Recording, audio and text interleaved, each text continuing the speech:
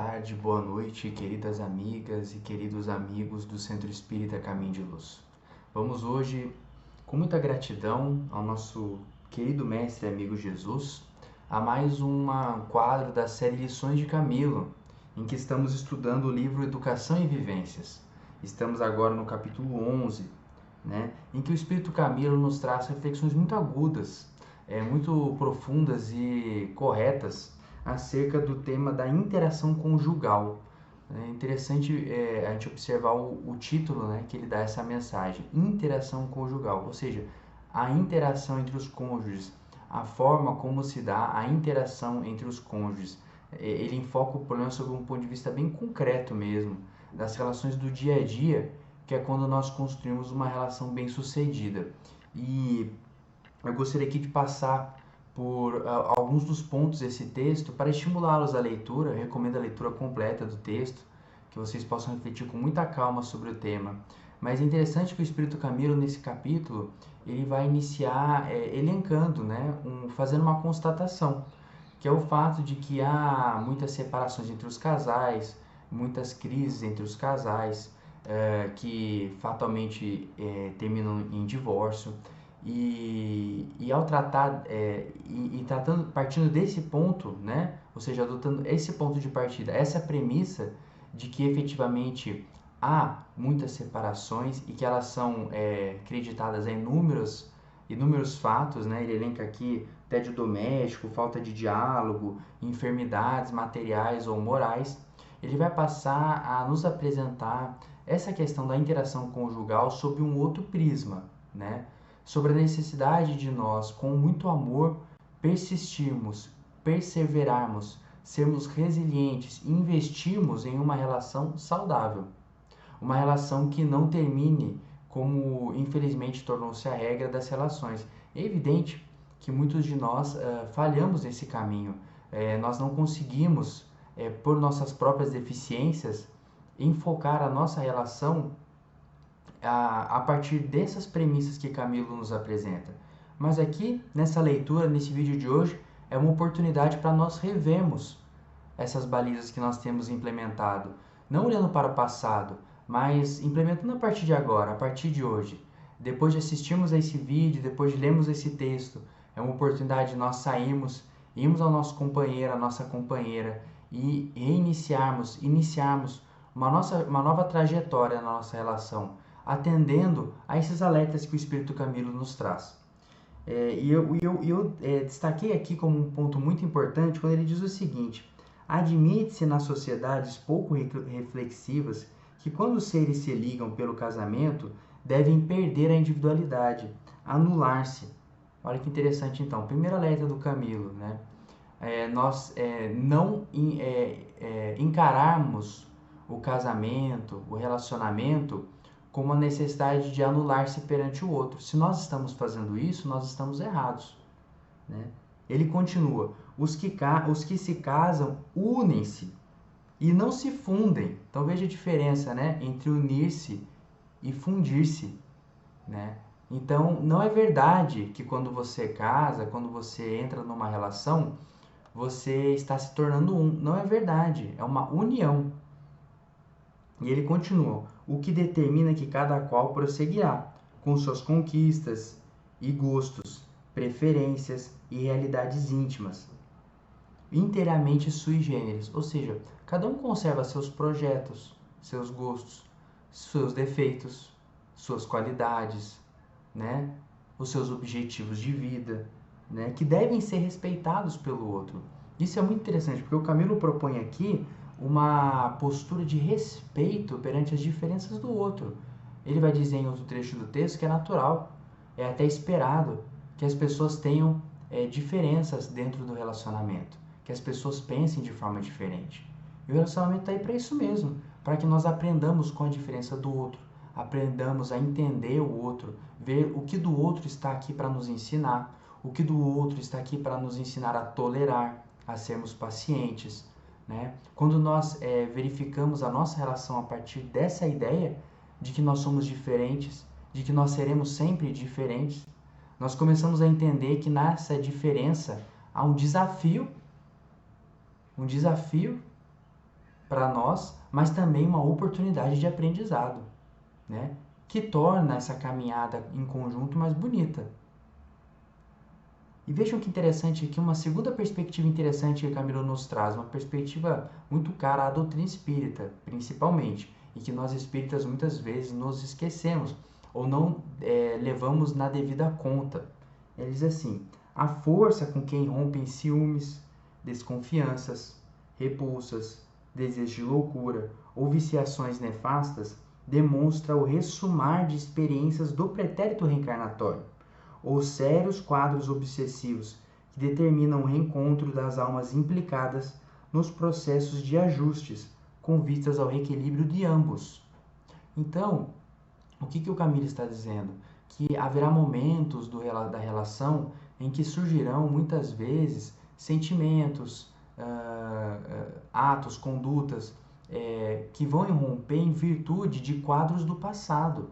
Afinal, em uma relação estão dois espíritos imortais que estão reencarnando, que já encarnaram juntos outra vez e que trazem essa bagagem, boa ou ruim, dessas encarnações pretéritas. Muitas vezes a união nesta encarnação agora se serve justamente para que essas almas se ajustem entre si. Essas almas se reconciliem dentro do matrimônio. E aí a gente começa a entender que dentro de um casamento há uma infinidade de circunstâncias que nos pautam, que nos balizam e com a qual nós temos que lidar, que vão muito além do que acontece nesta encarnação. É a bagagem que nós recebemos do outro.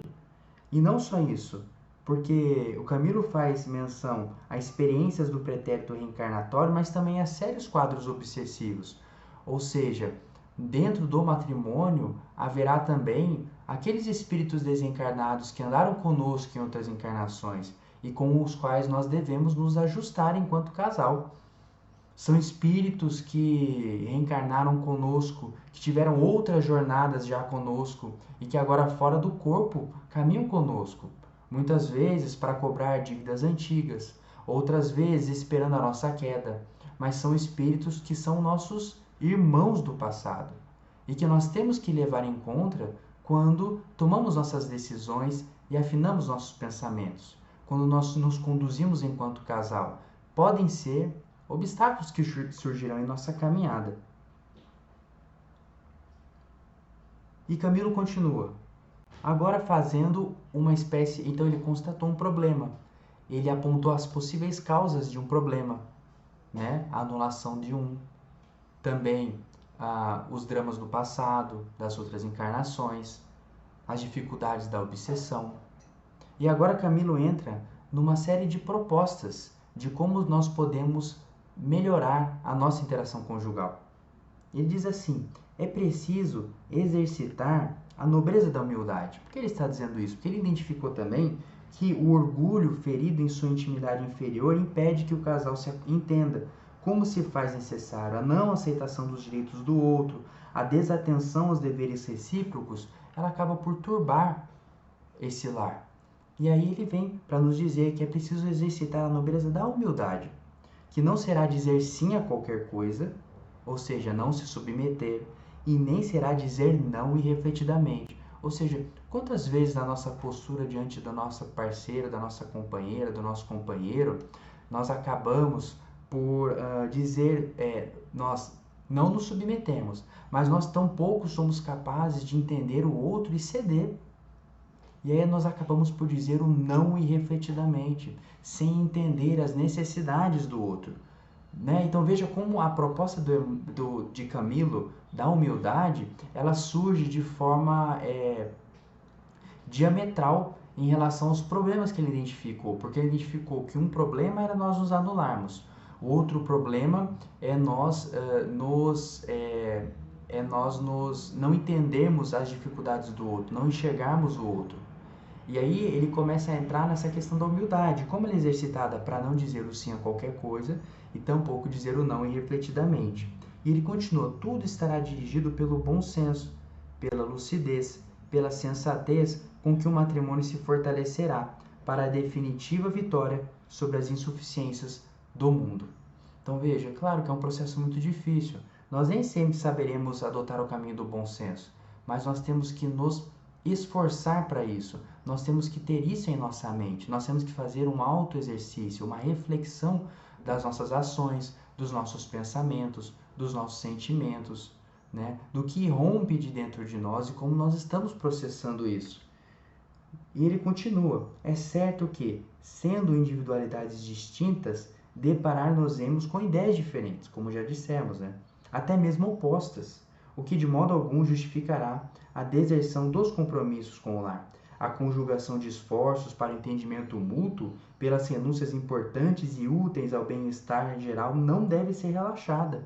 Então veja, aqui ele está dizendo como não dizer não irrefletidamente.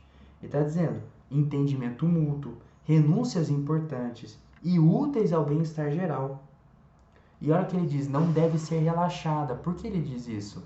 Porque muitas vezes, porque esse ato de não dizer não irrefletidamente pressupõe dizer sim refletidamente. Isso impõe de nós um constante exercício de autorreflexão, uma constante atenção para com a relação. Porque a nossa tendência é o automatismo. A nossa tendência é nós cairmos no orgulho, na saída fácil da vaidade, do orgulho, do egoísmo. Sermos humildes é um imperativo de esforço para nós. É difícil, porque nós, quando trazemos as nossas bagagens das outras encarnações, nós estamos sempre presos a isso, presos a essa bagagem ruim. E aí, para nós cultivarmos novos hábitos, novos comportamentos, novos atos, requer esforço, porque quando nós relaxamos, nós tropeçamos. Porque não é dizer assim, nossa, eu preciso do bom senso, da sensatez, mas a sensatez nem sempre está em mim. Na verdade, a sensatez normalmente não esteve em mim, e eu, para cultivar essa sensatez, eu tenho que me esforçar, eu tenho que me burilar, eu preciso de disciplina e oração. E aqui nós vamos entrar na outra parte da solução que Camilo nos propõe para uma interação conjugal proveitosa, porque quando nós dizemos disciplina, nós temos que nos impor o hábito da oração e da meditação. Por isso que Camilo diz, o ato de orar a sós ou em conjunto, que se converte numa necessidade, fará o lar penetrado por blandícias e bálsamos dos céus, auxiliando a família a marchar adiante para a paz. Eu preciso da oração e da meditação para que eu consiga justamente me conectar e me sintonizar com essa atitude de humildade, de amor, de renúncia. Eu preciso desse ato de orar, de meditar, para que eu contenha as minhas más inclinações e saiba adotar um caminho de amor, um caminho de parceria mesmo, dentro da minha interação conjugal. E vejam aí, olha só e o diagnóstico do Camilo. O mundo, com todos os seus múltiplos dramas e conflitos, não pode suportar, sem grandes prejuízos, em sua dinâmica, o contingente sempre crescente para desvinculações conjugais. Ou seja, é um imperativo que nós nos esforcemos por manter as nossas relações, porque está aí a base da nossa própria sociedade, da nossa comunidade. E aí Camilo arremata, daí para o cristão legítimo, o pensamento de separação do casal, quando se veja iminente, deverá ser a derradeira providência, quando o amor, nos seus diversos cromos, não houver logrado êxito em suas expressões. Ou seja, a separação, a desvinculação conjugal é de fato a última das soluções. Pode ser que o seja, o espiritismo, ele não se coloca contra o divórcio, ou seja, o casamento não é um dogma irreconciliável, que não pode ser rompido, mas o casamento é sim um compromisso importantíssimo, que tem que ser mantido a todos os custos, no sentido de que nós temos que investir tudo que nós tivermos de amor, de carinho, de paciência nessa relação que nós assumimos. Isso impõe, é claro, uma série de renúncias, de esforço, né? Uma série de lutas que são necessárias para manter essa relação. E é necessário que o verdadeiro cristão o faça, invista tudo que tiver. E quando achar que não dá mais, que ele invista mais um pouco. porque não é por acaso que nós estamos juntos em nossas relações. Há um motivo para isso, um motivo que nós encontramos nas nossas encarnações pretéritas. E embora nós não devamos nos submeter ao outro e nos anular em nossos propósitos, nossos objetivos, nós precisamos sim nos portar com coragem diante do que são as nossas próprias deficiências. E apenas quando nós tivermos afastado todas as causas que nós damos a essa desventura, aí sim podemos cogitar de uma separação, mas não antes disso. Não antes de exaurirmos todos os recursos que nós temos à nossa disposição para termos uma interação conjugal proveitosa. Os recursos do amor, da oração, da meditação, da paciência. Camilo finaliza o texto com um último alerta. Não desconsiderem os membros do lar, a insinuação sombria de companheiros infelizes do além, ou seja, nossos irmãos desencarnados que querem a nossa desventura. Não porque são pessoas más, não, mas porque nós lhes infligimos dor no passado. Eles estão com um sentimento natural de vingança, que só será vencido quando nós provarmos que nós somos agora capazes de sermos diferentes. Que nós não somos aqueles companheiros de outrora que lhes fizeram mal. Que nós somos pessoas que alcançaram a luz, que estão lutando contra suas próprias deficiências e que convidamos eles para lutarem conosco. E continua Camilo, e por isso, orem mais, reestruturando cada qual as próprias ações, ou seja, uma interação conjugal feliz precisa que a minha ação seja boa.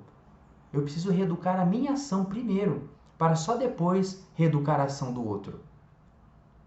E continua, reeducando-se a fim de que o remansoso recanto doméstico possa converter-se em oásis de paz e de bênçãos nesses tempos tumultuados e carentes de Deus, por que passa o gênero humano.